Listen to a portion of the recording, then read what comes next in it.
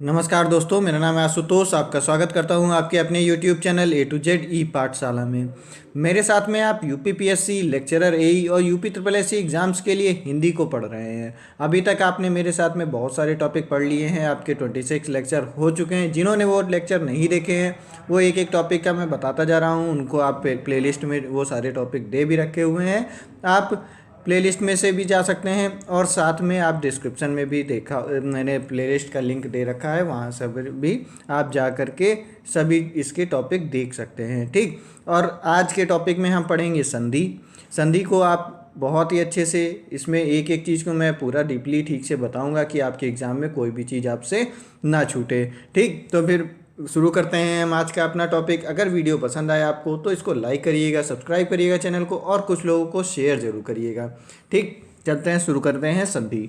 संधि आपने पढ़ा होगा, अभी तक बहुत सारी बार पढ़ लिया होगा, लेकिन इसमें आप पढ़ेंगे तो इसमें आपको बहुत सारी चीज़ें नई जानने को मिलेंगी। देखेंगे कि आपकी जो भी कन्फ्यूज़न है अभी तक संधि में, वो भी इससे दूर हो जा रही हैं। वो भी आपको फिर दोबारा कभी इसको पढ़ने की ज़रूरत नहीं पड़ेगी। अब सबसे पहले जानते हैं संधि। संधि शब्द का अर्थ क्या होता है? संधि शब्द का अर्थ क्या होता है? संधि शब्द का अर्थ होता है मेल, संयोग, समझौता। एक तरह का वर्ण विकार होता है संधि, जिसके द्वारा दो शब्दों को व्याकरण में संधि शब्द का प्रयोग एक तरह से वर्ण विकार के अर्थ में किया जाता है। यह वर्ण विकार के मेल से ही होता है। जब कोई दो शब्द, मान लीजिए एक शब्द ये है, एक शब्द ये है, दोनों शब्द आसपास आते हैं एक दूसरे के, और हम अपनी सुविधा अनुसार हम चाहते हैं कि हम उनको सुविधा अनुसार उनको जोड़ देते हैं। जोड़ करके उनका एक साथ उच्चारण करते हैं, जिससे हमें उसको बोलने में आसानी हो, अलग अलग उच्चारित उन्हें ना करना पड़े। तो उनको जब एक जोड़ करके इन दोनों को एक शब्द बना देते हैं, तो यही जो शब्द बनता है यही होता है संधि। इसमें हम पहले शब्द के आखिरी अक्षर, अंतिम अक्षर और दूसरे शब्द का अंतिम अक्षर, जो प्रथम अक्षर होगा, इन दोनों का मेल होगा, और यही जब मेल होता है इसी को संधि कहा जाता है। नया शब्द जो इससे बनता है। तो आप इससे जानते हैं, इसका मतलब समझते हैं कि संधि को हिंदी में आने का इससे हमें क्या फ़ायदा हुआ। संधि के आने से हमें फ़ायदा हुआ, मैंने इंट्रोडक्शन क्लास में भी बताया था कि संधि में से आने से हमें पता चला नए शब्दों का निर्माण के लिए हमें संधि की आवश्यकता थी। नए शब्दों के निर्माण के लिए हमारी संधि आई, और उसके बाद में शब्दों का अर्थ बताने के लिए भी संधि का प्रयोग किया जाता है। शब्दों का अर्थ। ठीक, तो ये हुआ आपका नए शब्दों के निर्माण और संधि शब्दों के अर्थ को बताने के लिए हम संधि का इस्तेमाल करते हैं। इसी की वजह से ही डिक्शनरी में हमारे और शब्द बढ़ते जाते हैं हिंदी में, नहीं तो फिर शब्द की संख्या लिमिटेड हो जाए इस तरह से। अब इसको परिभाषा जान लेते हैं, एकदम हम किताबी वाली परिभाषा जानेंगे तो फिर आपने बहुत जगह पढ़ा होगा, सभी जगह यह पढ़ी होगी कि दो वर्णों के मेल से उत्पन्न विकारकों के मेल से, सभी चीज़ें आपको बताएंगे हम, ट्रिक भी बताएंगे, जो हमारी नॉर्मल बोलचाल में जो चीज़ें हमें कैसे या पढ़नी है उनको भी बताएंगे हम आपको, और जो किताबी बातें हैं जो किताब में एकदम लिखी हुई हैं उनको भी हम आपको बताएंगे कि वो भी अगर आपके सामने आ जाता है तो वो भी आपकी गलत ना हो, वो भी आपकी ना छूटे कहीं पे।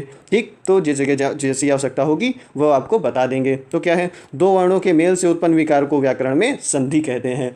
तो इसमें क्या होता है, पहले शब्द का अंतिम वर्ण पहले शब्द का और प्लस दूसरे शब्द का आदि वर्ण। आदि मतलब जो स्टार्टिंग वाला होता है, दूसरे शब्द का आदि वर्ण होता है हमारा पहला वाला। स्टार्टिंग वर्ड जो है वह आदि वर्ड हो गया। इन दोनों के मेल से नया शब्द बनता है, इन दोनों को मिलाते हैं। एक एग्जाम्पल जैसे बता देते हैं आपको। एक एग्जाम्पल में देव प्लस आलय, दोनों का अर्थ अलग होता है। ठीक, देव प्लस आलय को जोड़ करके हमें अलग अलग ना बोलना पड़े, उसको जोड़ करके हमने क्या बना दिया, देवालय। इसमें क्या हुआ, इसका आखिरी अक्षर हमारा, इसमें क्या है आखिरी अक्षर, देव, इसमें आखिरी अक्षर है हमारा आ, तो आखिरी अक्षर हमारा आ जुड़ा, प्लस इसमें जो पहला अक्षर है वो हमारा बड़ा आ है, तो यह हमारा बड़ा आ जुड़ करके दोनों मिल करके हमारे बड़ा आ हो जा रहे हैं, और यहाँ पर बड़े आ की मात्रा ये लगी हुई है। ठीक, तो देवालय हो गया। अब इस चीज़ को क्या नियम कैसे लगता है, इन चीज़ों को हम आगे आपको एक एक संधि जैसे जैसे पढ़ाएंगे वैसे वैसे आपको हम इनके बारे में बताते जाएंगे। तो ये रही आपकी एकदम अच्छे से परिभाषा। क्या है, दो वर्णों के मेल से उत्पन्न विकार को व्याकरण में संधि कहते हैं। संधि में पहले शब्द के अंतिम वर्ण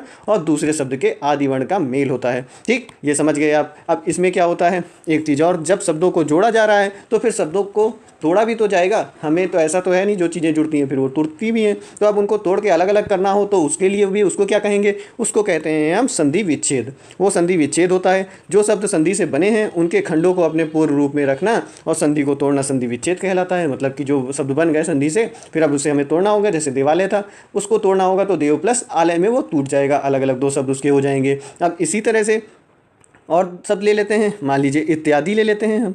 इत्यादि ले लेंगे तो इसको अगर तोड़ना होगा तो यह हमारा टूटेगा क्या, इति प्लस आदि में टूटेगा।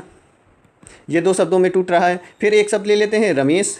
अब इन सब के नियम हम आपको बताएंगे, तब आपको अच्छे से समझ में आएगा कि क्या क्या चीज़ें, अगर आपको कुछ बिल्कुल भी नहीं पता है, जिनको कुछ पता है तो उन्हें तो थोड़ा समझ में आ रहा होगा, जिनको कुछ भी नहीं पता है वो उनको भी परेशान ना हो, उन्हें भी जो है एकदम एक एक जो है अच्छे से बताया जाएगा सभी चीज़ के नियम और सभी चीज़ें, तो उनको भी सभी चीज़ें आने लगेंगी, फिर उनके भी क्वेश्चन गलत नहीं होंगे। रमेश कैसे टूटेगा, रमेश टूटेगा रमा प्लस ईस में टूटेगा। ठीक, अब इसमें क्या हो रहा है, आ और ई जुड़ रहे हैं, बड़ी ई। ठीक, यहाँ ये आ बड़ा और ये ई जुड़ रहे हैं। ठीक, और इसके बाद में यहाँ पर क्या जुड़ रहे हैं, यहाँ पर छोटी ई प्लस बड़ा आ इसमें जुड़ रहे हैं। ये हो गया आपका इत्यादि और रमेश, ये हो गया इसका संधि विच्छेद। दोनों तरह के क्वेश्चन आते हैं आपके एग्जाम में कि संधि विच्छेद करने को भी आता है, और इस तरह से ऑप्शन दे रखा होगा कि इसका संधि विच्छेद पूछा जाएगा, और आपको दोनों को जोड़ करके इसका शब्द भी बनाने के लिए दोनों प्रकार के सब क्वेश्चन आपको मिलेंगे एग्जाम में। अब इसके बाद में संधि, हमारी भाषा जो है हिंदी भाषा है। हिंदी भाषा हमारी आई कहाँ से, हिंदी भाषा की बात बताते हैं हम आपको। हिंदी भाषा संस्कृत भाषा के शब्द इसमें लिए गए हैं, संस्कृत भाषा से ही हमारी हिंदी भाषा बनी हुई है, संस्कृत। ठीक, संस्कृत भाषा से हिंदी निकली है। ठीक, अब इसमें क्या है, यहाँ पर संधि संस्कृत में ही होती है, हिंदी में संस्कृत से ही संधि ली गई है। संस्कृत भाषा का यह आवश्यक अंग है। संस्कृत में आपने अगर कभी भी पढ़ा होगा तो उसमें बहुत बड़े बड़े अच्छे शब्दों को मिला करके जोड़ करके एक बहुत बड़ा बड़ा शब्द बना दिया जाता है। तो संस्कृत के आपने श्लोक पढ़े होंगे तो उसमें आप देखेंगे ये चीज़, बहुत सारे लोगों ने देखा भी होगा। तो वहीं पे यह प्रचलन संस्कृत भाषा में बहुत ज़्यादा है, और संस्कृत का यह एक आवश्यक अंग भी है। और बल्कि इसमें संस्कृत भाषा की प्रकृति के यही अनुकूल हम लोगों ने हिंदी में भी ले लिया है। हिंदी में जैसे कि हिंदी में संस्कृत के बहुत सारे हम लोग ने शब्दों का इस्तेमाल किया हुआ है, डायरेक्ट हमने वही संस्कृत के शब्द ले रखे हैं। उन शब्दों को क्या कहते हैं, हमने आपको बताया, आपको पढ़ना भी था, इसमें क्या होते हैं, वो तत्सम होते हैं। जिन शब्दों को हमने तत् प्लस सम, मतलब जिन शब्दों को हमने संस्कृत से डायरेक्ट ले लिया है सीधे जैसे कि तैसे, उन शब्दों को हम कहते हैं तत्सम शब्द। तो तत्सम शब्दों की बहुलता है, और यहाँ पर संस्कृत के ही संधि के नियमों को सामान्यतः फॉलो किया जाता है। सामान्य रूप से संस्कृत के ही नियमों को हमने ग्रहण कर लिया है और उन्हीं को ही यहाँ पर फॉलो करते हैं। इसकी जानकारी संस्कृत के, जब हम ये संधि के नियमों को जानेंगे, इससे हमें क्या फ़ायदा होगा, जब तत्सम शब्दों को लिया गया है तो उनसे संस्कृत के जब शब्दों को, तत्सम शब्दों को लिया गया है तो वही नियम भी फॉलो हो रहे हैं, तो उससे हमें इनके अर्थ को समझने में आसानी होती है, सुविधा होती है। आप एक चीज़ याद रखिएगा कि सभी जगह संधि नहीं होती, कि हर एक चीज़ में आप संधि लगाने लग जाएं। सब जगह सब शब्दों में संधि नहीं होती है, और सभी शब्दों का विच्छेद भी नहीं होगा, संधि विच्छेद भी नहीं होगा कि हर एक शब्द आप ढूंढने लग गए कि अब इसका भी संधि विच्छेद करिए, इसका भी संधि विच्छेद करिए। सभी शब्दों का संधि विच्छेद नहीं होता। ठीक, इस बात को ध्यान रखिएगा, आप ये बातें नहीं भूलिएगा, नहीं तो पता चलेगा सभी लोग अभी सारी संधियों में सभी संधियाँ लगाने लग जाएंगे। अब आगे जानते हैं कितने प्रकार की संधि होती है। अब ये कितने प्रकार की कैसे बनती है, कि ये कैसे निकला कि संधियाँ 3 प्रकार की होती हैं, वो कैसे 3 प्रकार की होती हैं। अब हिंदी में वर्ण 3 प्रकार के होते हैं। एक कौन से होते हैं, स्वर होते हैं, दूसरे होते हैं व्यंजन होते हैं, तीसरे होते हैं विसर्ग होते हैं। स्वर, व्यंजन और विसर्ग होते हैं। स्वरों की संख्या कितनी होती है, हमारी 11 होती है स्वरों की संख्या। ठीक, अब इसके बाद में 3 होते हैं, तो इसी से ही हमारी संधियाँ बनती हैं 3 प्रकार की। कौन कौन सी, एक हमारी हो गई स्वर संधि, स्वर संधि। दूसरी हमारी हो गई व्यंजन संधि, व्यंजन संधि। ठीक, और उसके बाद तीसरी हमारी हो गई विसर्ग संधि। अब ये तीनों आपको पढ़नी है, इसमें ऐसा नहीं है कि कोई भी छोड़नी है, तीनों आपको पढ़नी है। तीनों के हम जितने भी प्रकार होते हैं वो हम आपको पढ़ाएंगे। इंपॉर्टेंट व्यंजन संधि के जो होते हैं वो भी पढ़ाएंगे, सारे नियम आपको पढ़ा देंगे, जैसे याद करना है वो भी बताएंगे, बहुत सारी अच्छी से प्रैक्टिस भी हम करेंगे। तो स्वर संधि, व्यंजन संधि और विसर्ग संधि 3 प्रकार के होते हैं। ठीक, अब ये संधि में जानते हैं सबसे पहले कैसे नियम लगता है, कौन कौन से। अब देखिए संधि केवल 4 जगहों पे लगती है। कौन कौन सी जगह होंगी, जैसे कि देखिए क्या होगा, ये बहुत इंपॉर्टेंट चीज़ है, इसको ध्यान रखिएगा। किस तरह की संधि होते हैं, जिसमें आप जब आगे चीज़ें पढ़ते रहेंगे तो जब सब चीज़ों को एक साथ रिलेट करेंगे तब आपको बहुत अच्छे से ये चीज़ें समझ में आएंगी। इन चीज़ों को जब याद रखेंगे, आप एक साथ तो सारी चीज़ पढ़ा नहीं सकते, लेकिन जब एक चीज़ों को याद रखेंगे, एक एक चीज़ें जानेंगे अभी, तो फिर आपको बहुत आराम से अच्छे से समझ में आने लगेगा कि हाँ, संधि में जैसे जैसे वर्ड से आप और भी रूबरू होते जाएंगे, और नए नए शब्दों से, बहुत सारे शब्द तो हमको पता ही नहीं होते हैं, लेकिन जब हम पढ़ेंगे अच्छे से तो बहुत सारे शब्दों के बारे में हमें ज्ञान होगा, तब फिर हमें चीज़ें गलत होना एकदम बंद हो जाएंगी। किस तरह की संधि होगी, एक तो सार्थक सार्थक शब्द जुड़ेंगे, 2 सार्थक शब्द जुड़ेंगे, या फिर जुड़ेंगे उपसर्ग, उपसर्ग और सार्थक शब्द जुड़ेंगे। फिर उसके बाद में सार्थक शब्द, जिनका ये सार्थक शब्द कौन से, जिनका एकदम से अर्थ निकलता है, वो सार्थक शब्द हो गए, फालतू वाले नहीं, चटपट ये सब चीज़ें जो हैं वो फालतू वाले हो गए। ठीक, प्रत्यय, सार्थक और प्रत्यय जुड़ेंगे तब संधि होगी। उसके बाद में उपसर्ग, और प्रत्यय जुड़ेंगे तब इनकी संधि होगी। इस तरह से 4 प्रकार से ही आपकी संधि विच्छेद होंगे और संधियाँ जो हैं इन्हीं 4 स्थानों पर लगती हैं। इन्हीं 4 स्थान पर जब 2 सार्थक शब्द जुड़ रहे होंगे तो एक उपसर्ग और सार्थक शब्द जुड़ रहा होगा, सार्थक और प्रत्यय जुड़ रहा होगा, या फिर उपसर्ग और प्रत्यय जुड़ रहा होगा। इन सब चीज़ों को धीरे धीरे जब आप पढ़ते रहेंगे तो आपको बहुत अच्छे से समझ में आएगा। अब एक एक एग्जाम्पल भी हम आपको इसका बता देते हैं और चीज़ें थोड़ी सी क्लियर हो जाएँ। एक तो देखिए सार्थक सार्थक 2 शब्द देखिए, एक विद्या, विद्या का अर्थ भी जानते होंगे आप, आलय जगह, ठीक। अब इसको दोनों को मिला के क्या बनता है, विद्यालय। ये दोनों आपके सार्थक सार्थक शब्द बन गए, मिल गए विद्या और आलय, ठीक। फिर उसके बाद में उपसर्ग और सार्थक का देखते हैं। उपसर्ग देखिए प्रति प्लस एक, प्रति और एक को जोड़कर हमारा बन जाता है प्रत्येक। ये हो गया, ये प्रति क्या है, उपसर्ग, जो शब्दों के पहले जुड़ता लगता है उसे उपसर्ग कहते हैं, जोड़ते हैं, ठीक। फिर उसके बाद में सार्थक और प्रत्यय, प्रत्यय आखिरी में लगता है शब्दों के, जुड़ता है। तो अब इसमें क्या हमारा एक हो जाएगा ऑप्शन, श्रद्धा प्लस आलू। श्रद्धा प्लस आलू जोड़ देंगे तो हमारा हो जाएगा श्रद्धालु, श्रद्धालु हो गया। फिर उसके बाद में यहाँ पर उपसर्ग और प्रत्यय देख लेते हैं। 2 उपसर्ग और प्रत्यय जुड़ रहे हैं, जहाँ पर अति उपसर्ग है प्लस ईव, ये जुड़कर हमारे अतीव बना देते हैं। ये हो गया आपका चौथा टाइप का। इसी टाइप से ही हमेशा आपको संधियाँ मिलेंगी, इसके अलावा और कोई टाइप नहीं होगा। कहीं पर भी किसी टाइप से भी नहीं जुड़ रहे होंगे शब्द, इसी प्रकार से ही जुड़ते हैं। वो जो तीनों ये स्वर, व्यंजन और विसर्ग संधियाँ हैं, ये तीनों इन्हीं में ही सब समाई हुई हैं। इसी प्रकार से आपका सब चीज़ें जुड़ती हैं। अब चलिए आगे बढ़ते हैं। सबसे पहले जान लेते हैं हम स्वर संधि के बारे में। स्वर संधि कितने प्रकार की होती हैं, सब चीज़ें हम स्वर संधि जानेंगे। फिर उसके बाद व्यंजन संधि जानेंगे, फिर अच्छे से हम विसर्ग संधि जानेंगे। अगर वीडियो पसंद आ रही हो तो इसको लाइक कर लीजिए, प्लीज़ सब्सक्राइब कर लीजिए चैनल को। कुछ लोगों को साथ में फॉरवर्ड भी कर दीजिए, अपने मित्रों को जोड़िए इसमें साथ में, जिनमें उनका भी कोई कन्फ्यूजन हो तो वो भी इसमें दूर हो जाए। और कमेंट करिएगा अगर आपको कोई भी कन्फ्यूजन होती है ये। और टेलीग्राम ग्रुप जरूर ज्वाइन कर लीजिएगा, उसमें आपका क्विज़ होगा जिसमें आप डेली प्रैक्टिस भी आपकी होती रहेगी अच्छे से। एक पर्सनल ट्यूटर की तरह मैं आपको बता रहा हूँ, उस तरह से आपकी पढ़ाई अच्छे से हो सकती है यहाँ पर। तो इसको ज्वाइन कर लीजिएगा, कुछ लोगों को और जोड़िए, जिसमें आप अपना साथ में चेक कर सकेंगे। जब क्विज़ होता है उसमें ज़्यादा से ज़्यादा लोग रहते हैं तो पता चलता है, आपका रिजल्ट आता है तो उसमें पता चलेगा आपको कि आप कितने नंबर आ रहे हैं, कितना आपको और मेहनत करनी है। उस चीज़ों को भी ध्यान रखिए, उससे आपका भी बहुत बड़ा बेनिफिट होगा। तो इसलिए लोगों को शेयर करिए और लोगों को साथ में जोड़िए, जिसमें ज़्यादा से ज़्यादा लोग देखें और आपका भी उससे बेनिफिट हो, ठीक। देखिएगा, चलिए देखते हैं अब हम पहला प्रकार जो था हमारा स्वर संधि। अब स्वर संधि जहाँ पर स्वरों के मेल होने से, जहाँ पर स्वरों के पास पास आने से स्वरों का मेल होगा और विकार उत्पन्न होगा, उस जगह पर हमारी कौन सी संधि होगी,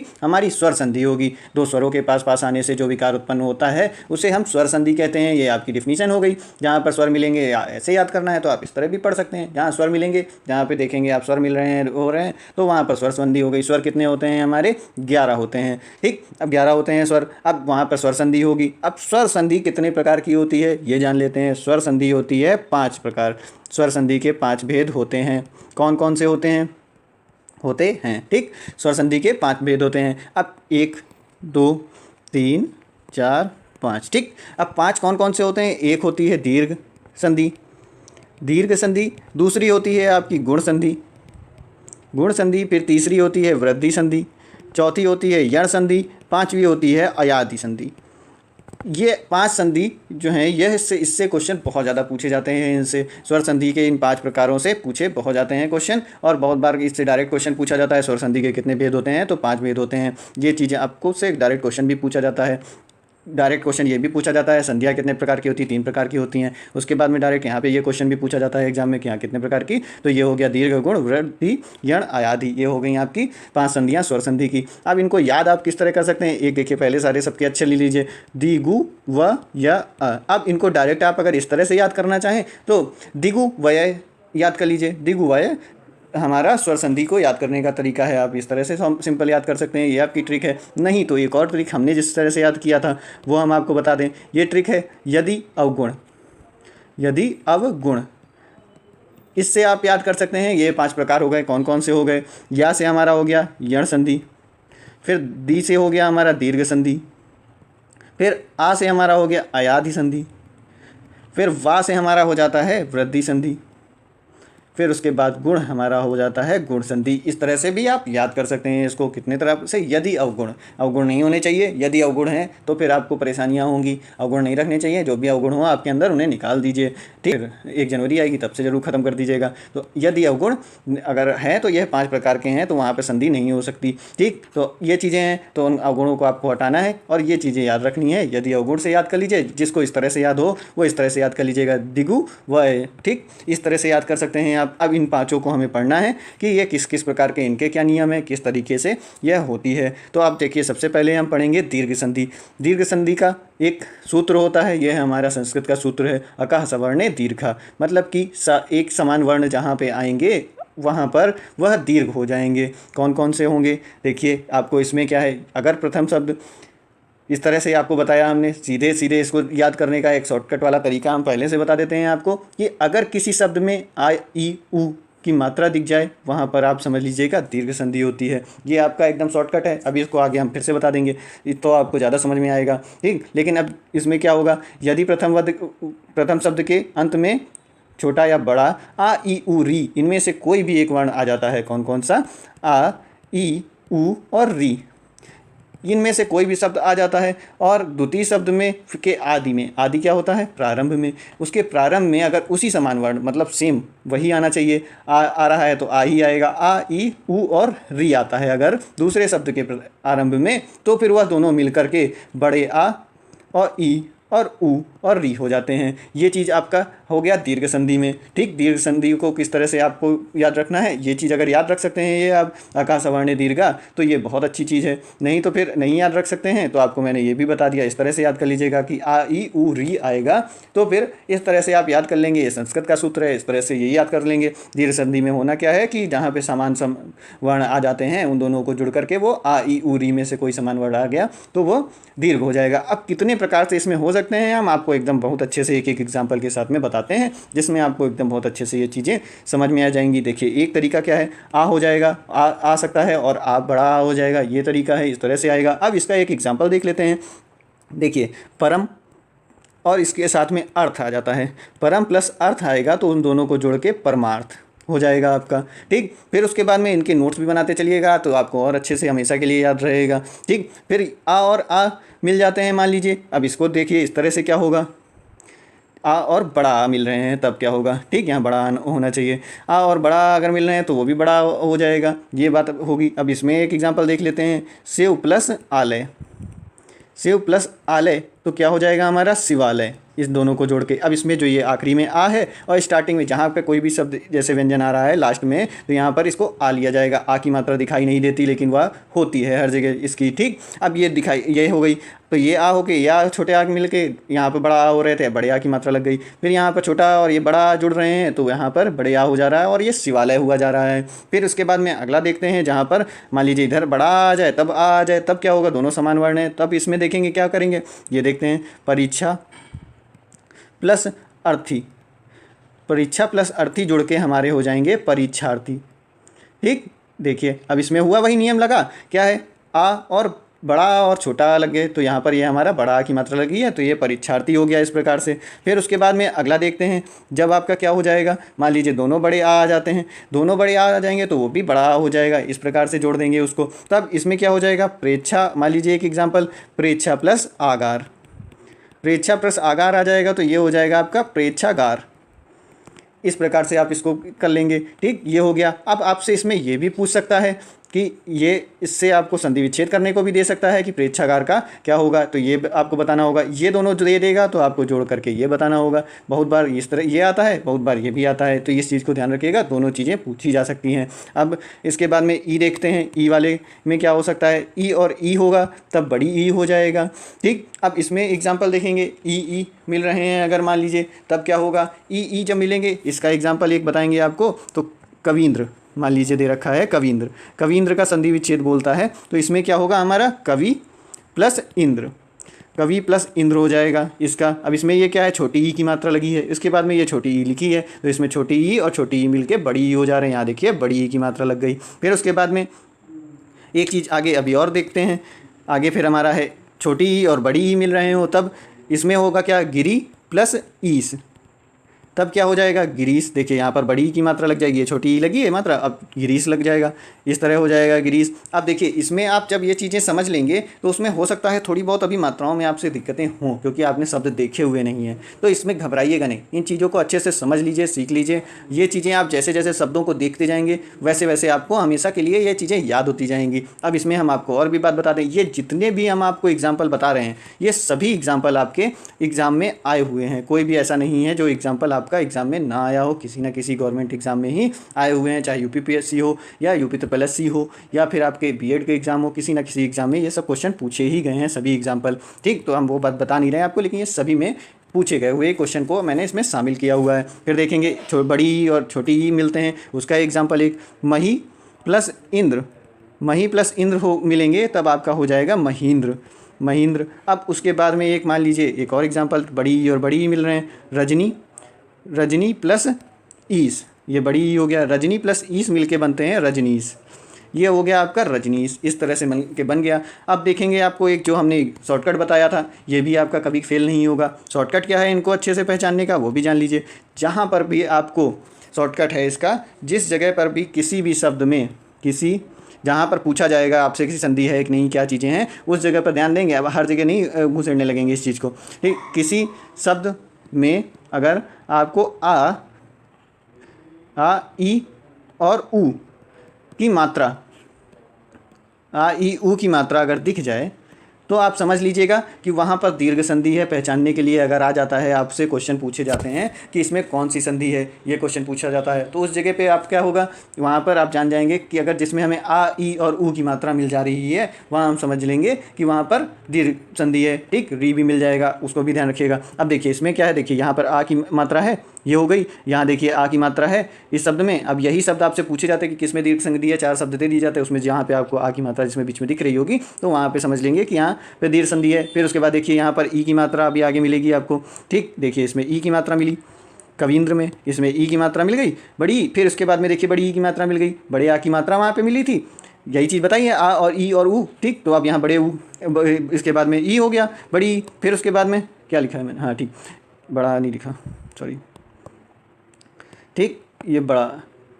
ठीक, फिर उसके बाद में बड़ी ई की देखिए यहाँ मात्रा मिली, ये भी बड़ी ई की मात्रा मिल रही है, महेंद्र में भी। तो ये सब जगह पे दीर्घ संधि हो गई। फिर उसके बाद में आगे अभी हम बढ़ते हैं तो देखेंगे ऊ, बड़े ऊ की मात्रा मिल जाएगी। अब बड़े ऊ और छोटे ऊ में थोड़े लोगों को कन्फ्यूजन रहती है, तो ये इस डायरेक्शन से जब बनता है तो ये होता है बड़ा ऊ। ठीक, और ये होता है छोटा ऊ, ये हो गया, ये छोटे ऊ की मात्रा है। बड़ी ई की मात्रा ये होती है, जिनको कन्फ्यूजन हो ध्यान से देख लें। छोटी, ये हो गई बड़ी ई की मात्रा, ये हो गई आपकी छोटी ई की मात्रा, ये हुई छोटी ई, और ये हो गई आपकी बड़ी ई की मात्रा। इस बात में भी ये भी कन्फ्यूजन में रहता है, वो चीज़ को ध्यान रखिएगा। ठीक, तो ये बड़ा ऊ है, ये छोटा ऊ है, ये छोटी ई है और ये बड़ी ई है। ये हो गया आपकी मात्राएं। अब देखिए इसमें भी आपका तीसरा क्या तरीका था कि इसमें बड़े ऊ की मात्रा मिल जाती है, वहाँ पे भी दीर्घ संधि होती है, ये भी देख लीजिए।